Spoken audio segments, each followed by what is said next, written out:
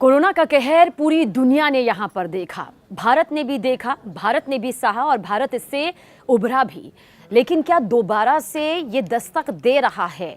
क्योंकि मामले तो लगातार सामने आ रहे हैं, लेकिन कोविड की यानी कि कोरोना की री एंट्री अब देश के 3 राज्यों में क्या हो चुकी है, क्यों आखिर अलर्ट यहाँ पर जारी किया गया है?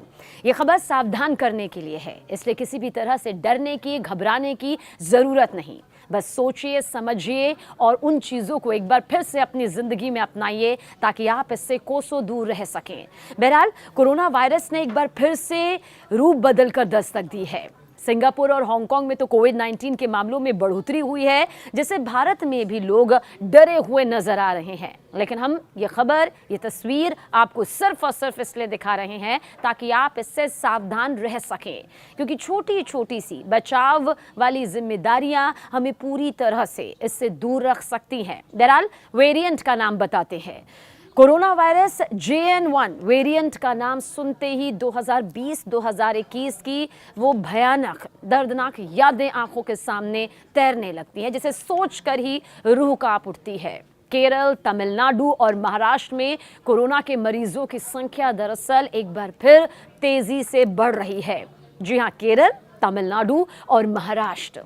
मुंबई के KEM अस्पताल में 2 कोरोना पॉजिटिव मरीजों की मौत के बाद तो शहर में अलर्टनेस, सतर्कता और भी ज्यादा बढ़ा दी गई है। स्वास्थ्य विभाग अलर्ट मोड पर है और सवाल यह है कि कोरोना का नया वेरिएंट आखिर है क्या और ये कितना ज्यादा खतरनाक है।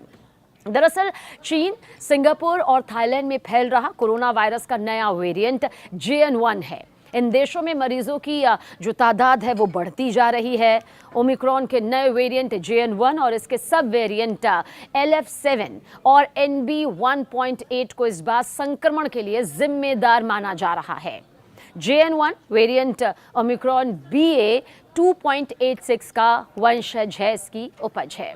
जॉन्स हॉपकिंस मेडिसन के मुताबिक इस वेरिएंट की पहचान अगस्त 2023 में ही हो गई थी, जिसमें लगभग 30 म्यूटेशन हैं जो इसे प्रतिरक्षा प्रणाली से बचने में मदद करते हैं। और ये दरअसल एक अतिरिक्त या फिर आप समझिए कि 2 म्यूटेशनों के जरिए आसानी से फैलने की क्षमता रखता है। हालांकि BA.2.86 वेरिएंट कभी भी SARS कोविड-2 वेरिएंट के समूह में हावी नहीं हुआ है, ये भी उतना ही बड़ा सच है। लेकिन आखिर ये वायरस कितना खतरनाक है, अगर आप ये जानना चाहते हैं तो आगे का वीडियो और गौर से देखिए और सुनिए।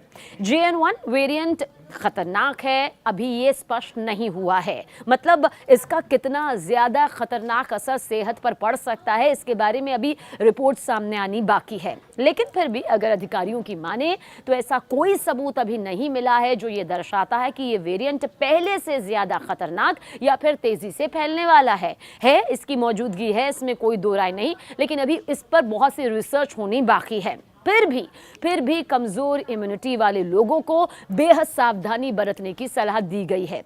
यानी कि रोग प्रतिरोधक क्षमता जिनकी कमजोर होती है उन्हें खास तौर से सावधान रहना चाहिए, क्योंकि ये उन्हें आसानी से निशाना बना सकता है। वैसे जिसकी का भी इम्यून सिस्टम कमजोर होता है उन पर कोई भी बीमारी जल्द अटैक कर लेती है, इसमें कोई दो राय नहीं है। इसलिए अपने खान पान पर, अपने रहन सहन पर, अपनी दिनचर्या पर अमूमन हर किसी को ध्यान देना ही चाहिए। कोरोना के नए वेरिएंट के मामले देखिए, सिंगापुर और हांगकांग जैसे एशियाई देशों में बहुत तेजी से बढ़ रहे हैं। LF7 और NB1.8 वेरिएंट्स की वजह से मामलों में उछाल भी देखा जा रहा है जो JN1 से निकले हैं। दरअसल सिंगापुर में 1 से 19 मई के बीच करीब 3000 मामले सामने आए, जबकि हांगकांग में कोरोना से अब तक 30 मरीजों की जान तक जा चुकी है। इसलिए इसे हल्के में नहीं लिया जा सकता और ना ही इससे डरने की जरूरत है, क्योंकि ये पहले भी कहा गया था कि जितनी सावधानी बरती जाएगी, जितना अभी से अपनी सेहत पर और उन सावधानियों पर ध्यान दिया जाएगा जो हमने उस दौर में दी थी, उतना ही हम बच पाएंगे। फिलहाल प्रशासन राज्यवार तरीके से अलर्ट मोड पर है ताकि किसी भी तरह से मामलों को बढ़ने से रोका जा सके।